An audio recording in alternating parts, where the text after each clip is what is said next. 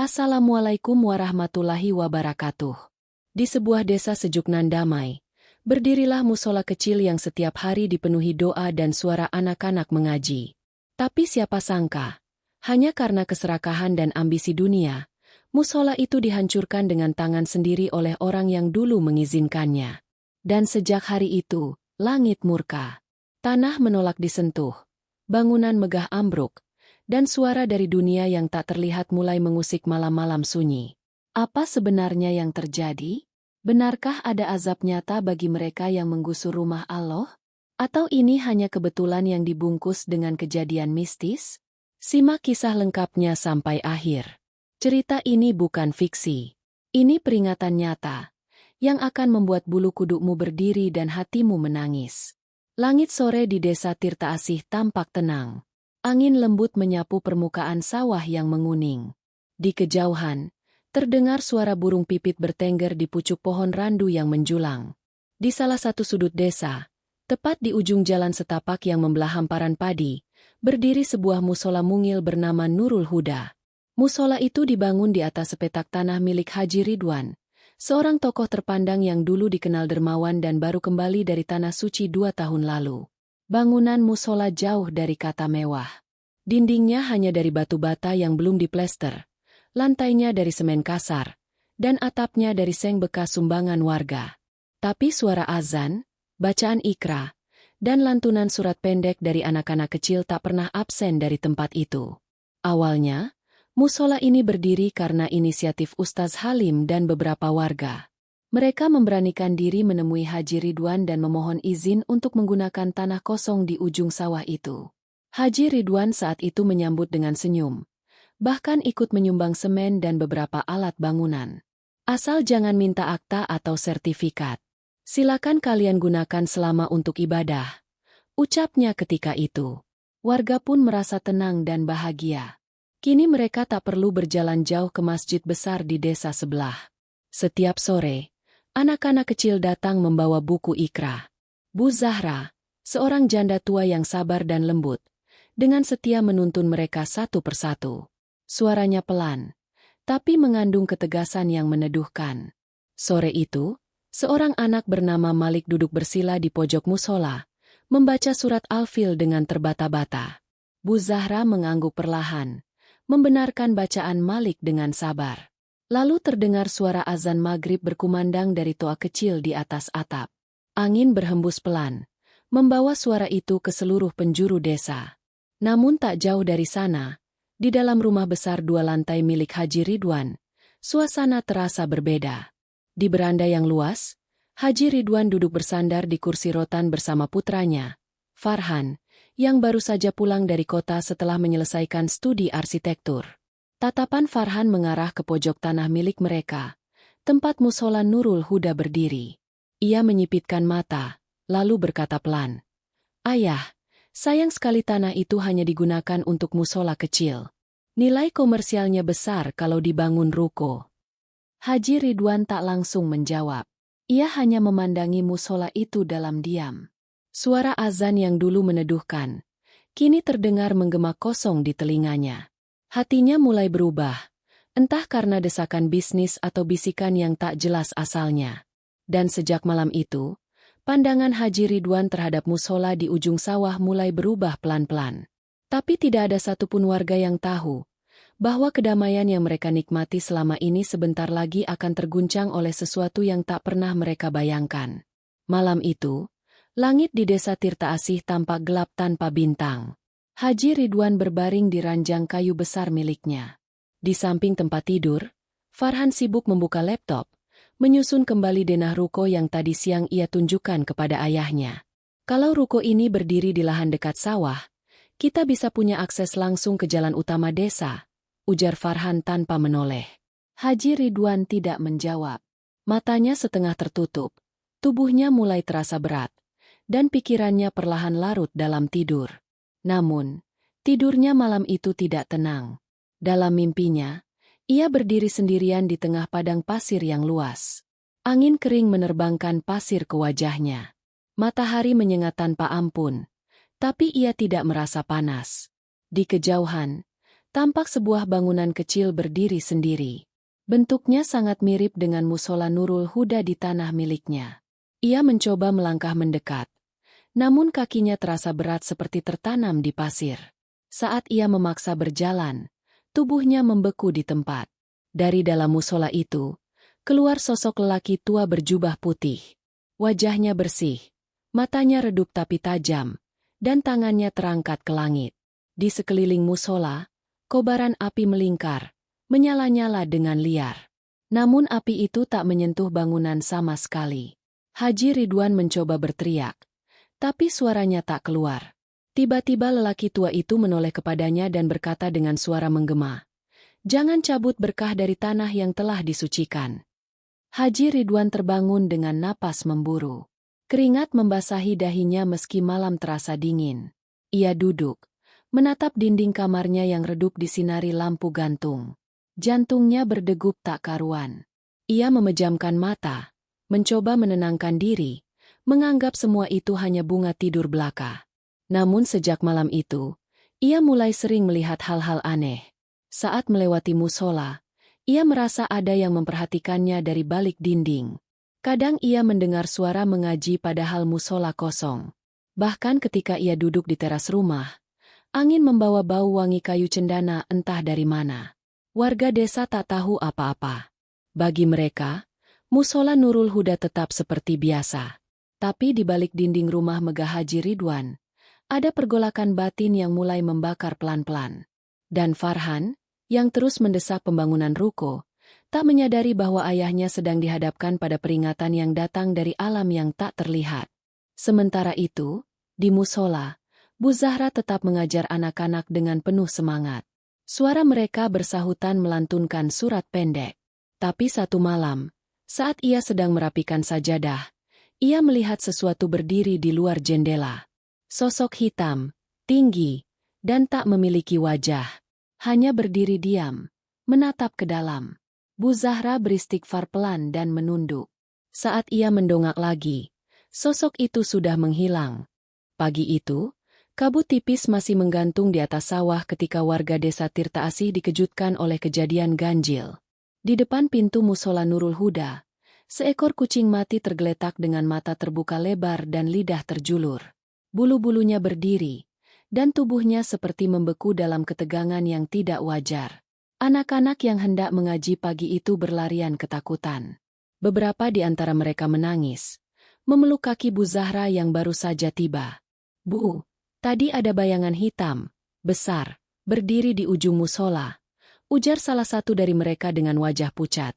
Bu Zahra menenangkan mereka, lalu menutup pintu musola lebih awal. Ia berjalan cepat ke rumah Ustaz Halim yang terletak di pinggir desa. Wajahnya tegang, namun langkahnya tetap terjaga. "Ustaz, maaf saya mengganggu pagi-pagi, tapi ini tidak biasa. Ada sesuatu di sekitar musola," katanya lirih. Ustaz Halim menatapnya lekat-lekat, lalu mengangguk. "Saya juga bermimpi aneh, Bu Zahra. Musola kita diselimuti asap hitam, dan dari dalamnya terdengar suara tangis." Hari-hari berikutnya, kejadian-kejadian aneh terus terjadi. Seorang petani bernama Pak Irman melihat sosok tinggi membungkuk melintas cepat di tepi pematang saat ia pulang dari ladang menjelang maghrib. Istrinya mengaku mendengar suara pintu musola terbuka sendiri tengah malam, padahal semua warga sudah tidur. Desa Tirta Asih mulai diliputi bisik-bisik. Tapi tak ada yang berani mengaitkan semuanya dengan Haji Ridwan. Semua tahu ia orang terpandang, kaya, dan dekat dengan kepala desa. Rumahnya besar, tanahnya luas, dan suaranya masih sangat didengar oleh para perangkat kampung. Namun, di balik tembok rumah megah itu, Farhan makin aktif mendorong pembangunan ruko. Ia sudah mencetak beberapa desain baru dan mulai menghubungi kontraktor dari kota. Sementara Haji Ridwan, yang terus dihantui mimpi dan gangguan aneh, hanya diam. Pandangannya kosong setiap kali melewati musola. Bahkan ketika ia duduk di beranda, suara azan yang biasanya menyejukkan kini membuat tubuhnya menggigil pelan. Di malam yang sunyi, ketika angin tak berembus dan jangkrik berhenti berbunyi, Mbah Suro, seorang sesepuh desa yang sudah lama tak muncul di tengah keramaian, datang tergopoh-gopoh ke rumah Ustaz Halim. Wajahnya pucat. Bajunya basah keringat padahal udara sangat dingin. "Ustaz, saya mimpi. Musola itu menangis bukan dari manusia, tapi dari sesuatu yang tak terlihat. Dan ada suara yang berkata, 'Jangan usik tempat suci, atau murka langit turun.'" Ustaz Halim menarik napas dalam. Hatinya mulai merasakan sesuatu yang buruk akan datang. Namun semuanya masih tampak tenang di permukaan. Warga masih salat. Anak-anak masih mengaji. Tapi suasana desa sudah berubah. Seperti ada sesuatu yang mengintai dari balik bayang-bayang malam. Pagi yang cerah di desa Tirta Asih tidak mampu menghapus kegelisahan yang makin terasa. Farhan duduk di ruang tamu rumah megah ayahnya, menyusun cetakan denah ruko di meja besar berlapis kaca. Kertas-kertas itu penuh garis-garis presisi, lengkap dengan detail pintu, jendela, dan lahan parkir. "Ayah, lihat, 2 unit ruko. Sisi timur bisa dijadikan gudang. Akses jalan langsung ke sawah. Nilai jualnya akan tinggi sekali," ujar Farhan penuh semangat. Haji Ridwan menatap desain itu tanpa ekspresi. Tangannya bergerak hendak mengambil pulpen, tapi tiba-tiba ia berhenti. Bayangan dari mimpinya semalam kembali terlintas. Dalam mimpi itu, ia melihat lelaki berjubah putih berdiri di depan musola sambil menangis. Di belakangnya, kobaran api melingkar, tapi musola tetap utuh. Lelaki itu menunjuk ke arahnya sambil berkata, "Jangan bongkar tempat ini." Tangan Haji Ridwan bergetar. Ia menggenggam pulpen erat, mencoba menepis keraguan. Tapi Farhan terus meyakinkan, "Jangan takut mimpi, yah. Itu cuma sugesti." Beberapa hari kemudian, Ustaz Halim datang dengan tenang ke rumah Haji Ridwan.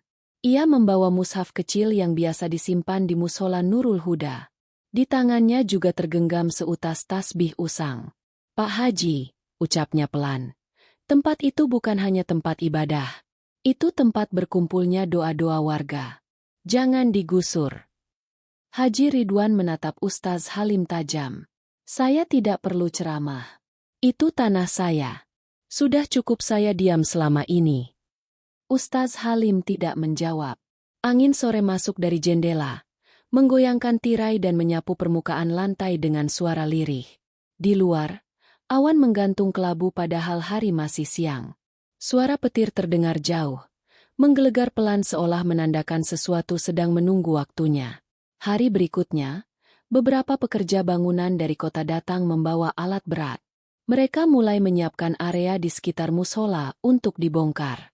Beberapa warga hanya berdiri dari kejauhan. Wajah mereka muram tapi tak berani bicara. Ketika azan asar berkumandang, suara palu mulai terdengar dari ujung sawah. Musola Nurul Huda yang selama ini menjadi tempat mengaji dan sujud, akan segera berubah menjadi deretan ruko. Namun, yang tak disadari oleh siapapun, saat palu pertama menghantam tiang musola, langit seolah menarik napas panjang, dan bumi pun bersiap menjawab dengan caranya sendiri. Hari itu datang dengan langit yang redup. Awan bergumpal gelap sejak pagi, meski belum menurunkan hujan. Suasana desa Tirta Asih terasa berbeda. Seolah semua yang hidup menahan napas, menanti sesuatu yang tak terlihat. Di ujung sawah, para pekerja mulai bergerak. Beberapa membawa linggis, palu besar, dan karung untuk mengangkut isi musola. Musola Nurul Huda yang selama ini berdiri tenang, kini dikelilingi suara bising dan bayangan tubuh-tubuh asing. Bu Zahra datang lebih awal pagi itu.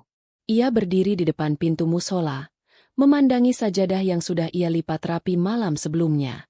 Di sudut rak, mushaf-mushaf kecil masih tersusun.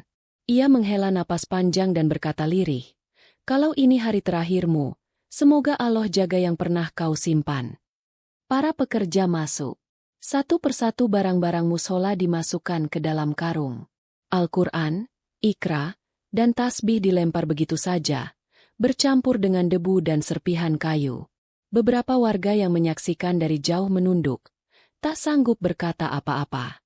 Ada yang mulai menangis. Ada pula yang beristighfar pelan, namun tak satu pun yang berani melawan.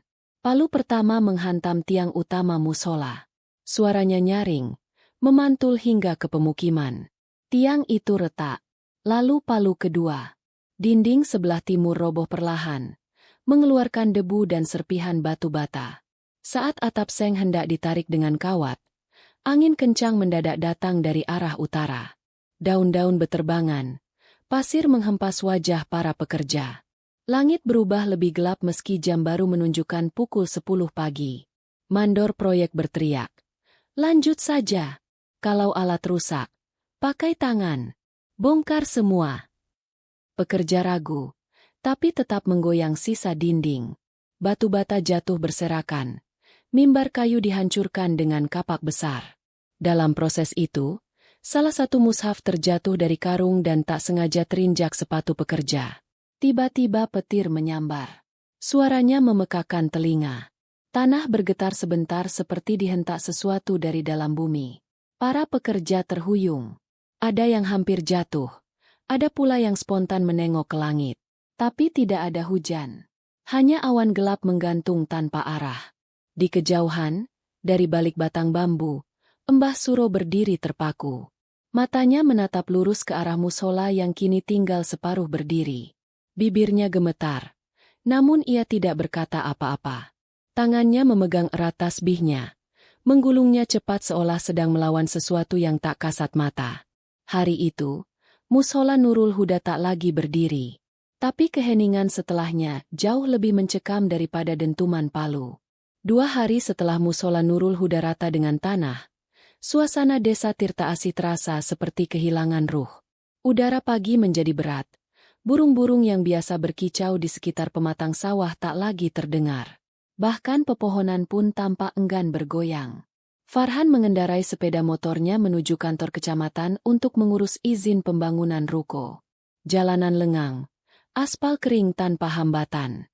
Tapi ketika ia melintasi tikungan dekat sungai kecil, motor yang ia kendarai mendadak oleng, seperti ada tangan tak terlihat yang menarik setang kemudi.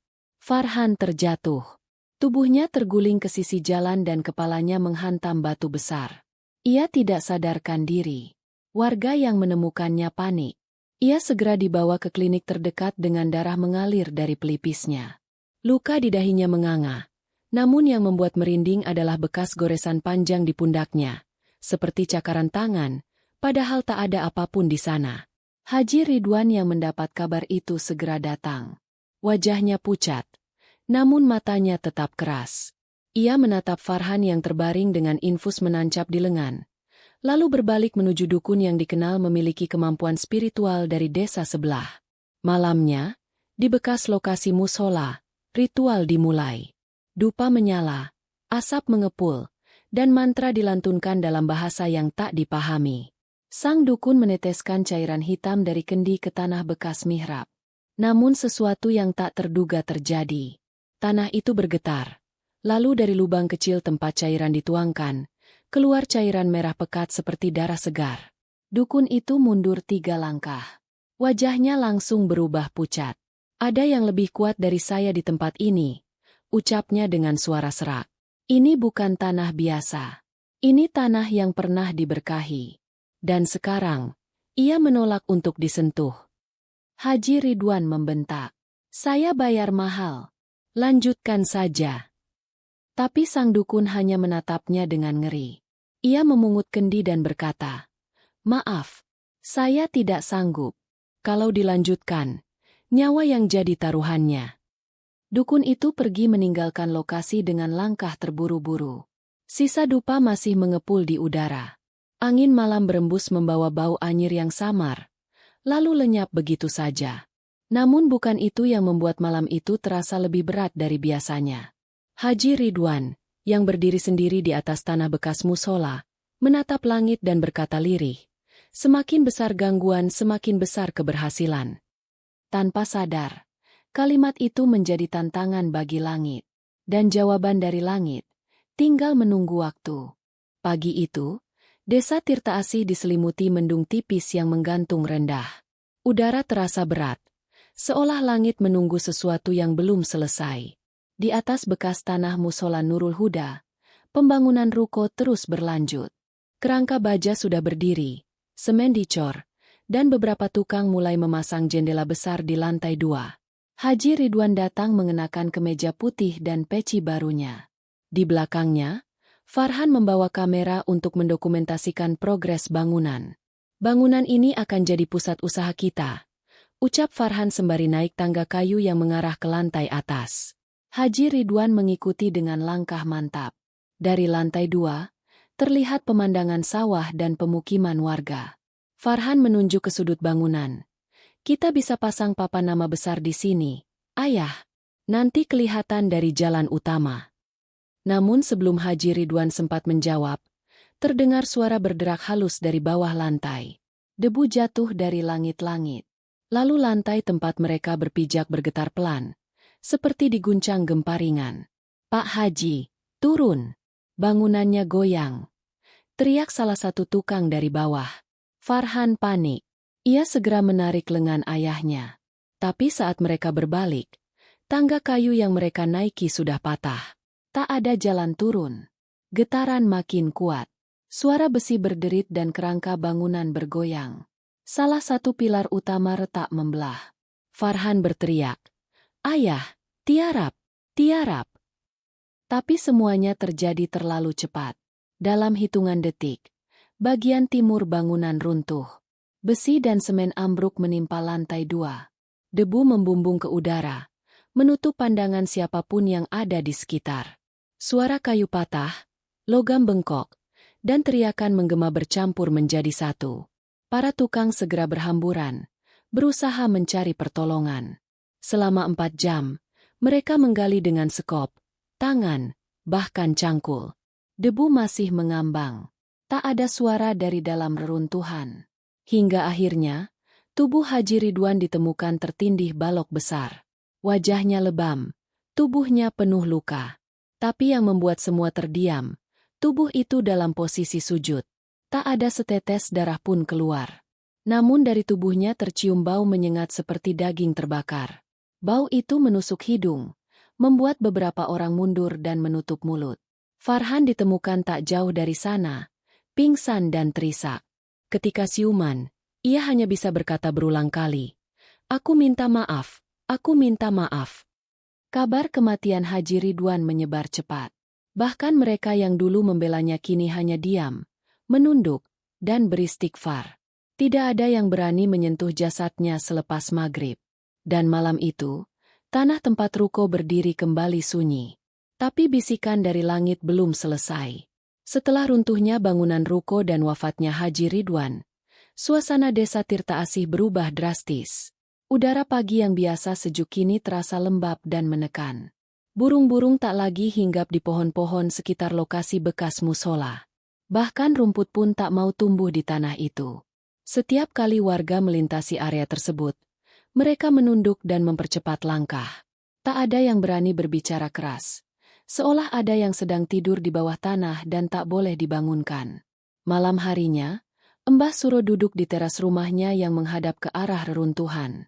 Matanya yang renta masih tajam menatap gelap. Tiba-tiba, dari sela-sela kabut, ia melihat sosok bayangan besar berjalan perlahan menuju makam Haji Ridwan. Bayangan itu tinggi, membungkuk, dan tidak memiliki wajah. Langkahnya pelan, namun terasa berat. Ia berjalan mengendap-endap, seolah mencium sesuatu. Mbah Suro tak berkata apa-apa. Ia hanya menggenggam tasbihnya erat dan memejamkan mata. Keesokan harinya, seorang anak kecil bernama Hasan datang ke rumah Ustaz Halim. Ia duduk di serambi depan, menunduk malu. "Ustaz," katanya lirih, "tadi malam saya dengar suara orang mengaji, tapi bukan dari manusia. Suaranya beda. Seperti datang dari bawah tanah." Ustaz Halim tak langsung menjawab. Ia hanya mengelus kepala Hasan dan berkata, "Kalau itu penjaga musola, biarkan saja, Nak. Mereka tidak akan mengganggu selama kita menjaga tempat ini." Malam demi malam, gangguan mulai menghilang. Tak ada lagi mimpi buruk, tak ada suara tangisan, tak ada bau amis yang dulu menyengat. Tapi warga masih enggan mendekat ke tanah itu. Sampai suatu malam, Ustaz Halim duduk di teras rumahnya menatap langit berbintang. Di sampingnya, Mbah Suro datang membawa segelas teh hangat. "Tempat itu tidak bisa dibiarkan kosong terlalu lama," kata Mbah Suro. Kalau tidak kita jaga, ia akan dijaga oleh yang lain. Dan malam itu, keputusan diambil. Besok pagi, mereka akan mulai membangun kembali. Bukan ruko, bukan gedung, tapi sesuatu yang dulu pernah berdiri dengan berkah. Mushola Nurul Huda. Pagi itu, matahari seakan terbit lebih hangat dari biasanya. Di desa Tirta Asih, suara langkah kaki terdengar dari berbagai arah. Warga satu persatu berdatangan ke tanah bekas Mushola Nurul Huda. Ada yang membawa cangkul, ada yang membawa ember, sebagian membawa semen, dan sisanya hanya membawa 2 tangan serta niat yang tulus. Ustaz Halim berdiri di tengah lahan, menatap reruntuhan yang masih berserakan. Puing-puing dari bangunan ruko yang runtuh dibiarkan tergeletak di pinggir. Di belakangnya, Mbah Suro, Bu Zahra, dan para pemuda desa ikut bergotong royong mengangkat batu, menyusun bata, dan membersihkan sisa debu yang menempel di tanah. Tak ada suara musik, tak ada pengeras suara. Yang terdengar hanya suara takbir dan basmalah yang dilantunkan pelan saat batu demi batu disusun menjadi dinding mushola. Mushola baru mulai berdiri. Dindingnya kini dari bata ringan yang disumbangkan oleh seorang pengusaha dari kota yang tak pernah menginjakan kaki ke desa Tirta Asih. Katanya, "Saya tidak tahu kenapa, tapi hati saya tergerak untuk membantu. Gunakan semua ini untuk rumah Allah." Warga menahan tangis. Bahkan anak-anak yang dulu ketakutan kini ikut menyapu lantai, membawa sajadah, dan menyusun ikra di rak kayu baru yang dibuat Farhan sendiri. Ya, Farhan. Ia datang setiap hari lebih awal dari yang lain. Tidak banyak bicara, hanya bekerja. Ia mengepel lantai, menyapu halaman, memperbaiki keran wudhu, dan mencuci mukena-mukena yang tersisa. Tak seorang pun memintanya. Tapi ia melakukannya seperti menebus sesuatu yang pernah ia bantu hancurkan. Di hari ke-14, mushola itu selesai dibangun. Tidak besar, tidak mewah, tapi lebih kokoh dari sebelumnya. Lantainya bersih, dindingnya putih, dan udara di dalamnya terasa sejuk meski tanpa kipas angin. Ketika azan pertama dikumandangkan, suara itu menggema lebih dalam dari biasanya. Warga menangis. Suara-suara yang sempat hilang kini kembali, mengisi ruang yang dulu pernah sunyi karena keserakahan. Dan malam itu, saat mushola mulai digunakan, Farhan berdiri di barisan depan. Ia menunduk lebih lama dari yang lain, memandang lantai mushola yang baru, lalu menatap satu titik kosong di pojok mihrab. Di sana, hanya ada sajadah tua dan sebuah mushaf Al-Quran lama yang tak pernah dibuka sejak mushola pertama kali dibangun. Ia berjalan perlahan ke arah pojok itu. Tapi sebelum ia menyentuh mushaf, ia merasa seolah ada seseorang berdiri di belakangnya. Farhan menoleh. Dari kejauhan, di batas sawah dan jalan kampung, tampak sesosok bayangan putih berdiri diam. Sosok itu tidak bergerak, tidak mendekat, tidak menjauh. Tapi Farhan tidak takut. Ia menunduk perlahan dan berkata lirih, "Kalau engkau penjaga tempat ini, terima kasih." Angin berembus pelan. Daun-daun gugur tanpa suara. Sosok itu perlahan menghilang, ditelan kabut tipis yang menjalar dari arah sungai. Keesokan paginya, Farhan tidak tampak di mushola seperti biasanya. Warga bertanya-tanya, namun tak seorang pun melihatnya keluar rumah sejak fajar. Mushola tetap dipenuhi jemaah, anak-anak kembali mengaji, dan suara lantunan ayat suci kembali mengalun di antara tiang-tiang bata ringan yang berdiri kokoh. Namun sesuatu terjadi saat salat Isya malam itu. Ketika imam mengucapkan salam terakhir, lampu mushola padam tiba-tiba.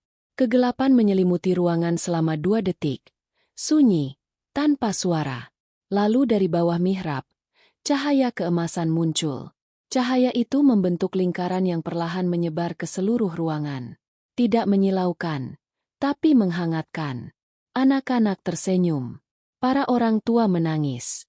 Ustaz Halim berdiri dengan mata berkaca-kaca, tanpa kata.